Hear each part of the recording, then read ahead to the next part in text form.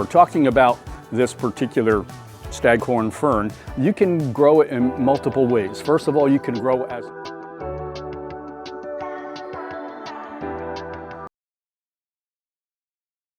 Hi, my name is Kim and I am a member of the Tye-Dyed iguana plant team, and today we're going to be talking about an unusual plant, a relatively large plant.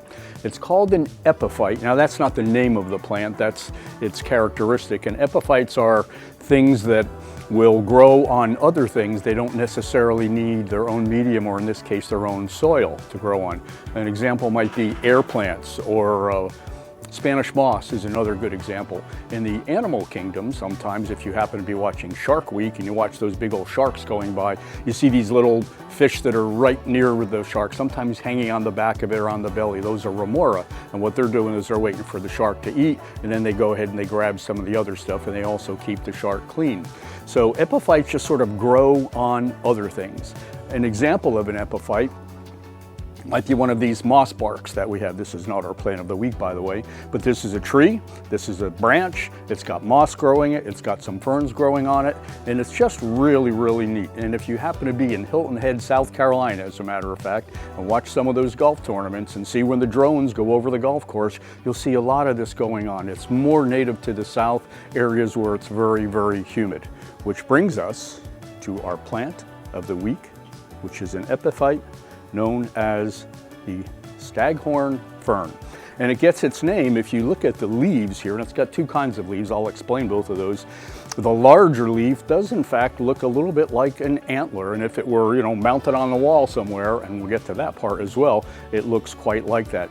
These can get really big, 3 feet, and they can get really, really huge. On the other hand, a while back, probably a couple years ago, we had Staghorn ferns in 2-inch pots. They were really tiny, they were just growing, so it gives you an example of from really, really small to what can be really, really large. 2 kinds of leaves. The main frond, and again this is a frond because we're talking a fern, is the antler leaf. And again, it's bifurcated and split up, and it really looks neat. The other leaf, the other frond, looks really nothing at all like that. And if I turn over here, you'll see this one that is just a little bit funny here. And that one is called the shield.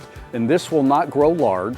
Let me rephrase that. Well, this one will not grow as large as the antler frond, but it will get a relatively large. And what it does is it forms a shield on the bottom that helps protect some of the more sensitive areas of the root. Now, I'm going to digress for a second, because if that's a little bit hard to see, or if you want an instant Staghorn fern, we have plastic. And this gives you a good idea of what in real life that shield will look like. It'll get to be about this size, and of course this is all plastic. It gives you an idea again of what the fronds look like, but that shield really will get quite large, and at some point in time it'll start to die off. It'll look like it's going to die off. It'll get brown, it'll get a little bit funky. Do not remove it, because it does provide a very important function on the plant. So back to real life.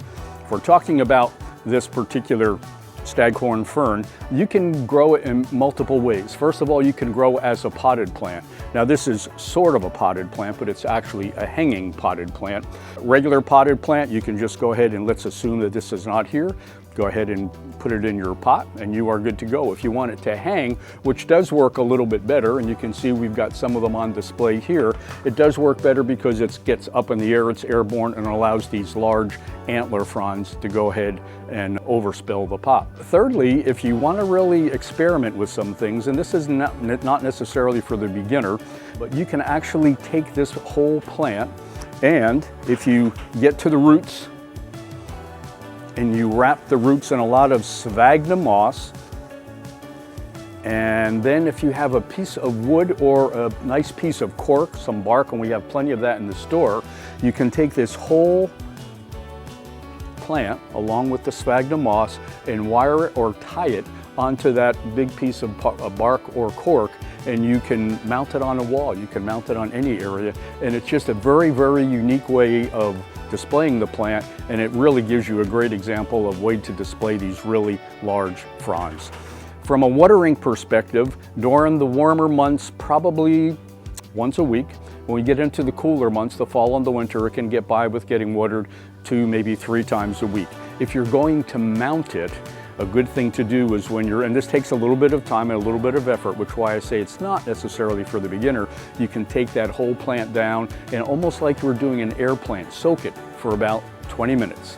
And then once it's nice and wet, go ahead and pull it out, remount it, and you are good to go. From a soil perspective, it likes to have a well-drained soil. So you can start off with a good organic soil, some perlite, some vermiculite, a little bit of bark in there to keep it just a little bit airy. And again, if you're just going to mount it, you're going to have that sphagnum moss or other mosses in there, and that will be your great soil medium. A light, bright, indirect light, again, it doesn't like to have direct light. If it does, the tips of your fronds are going to start to burn. They're going to start to get brown. And if that happens, you're probably just getting too much direct light. It does do okay in the shade. It loves humidity.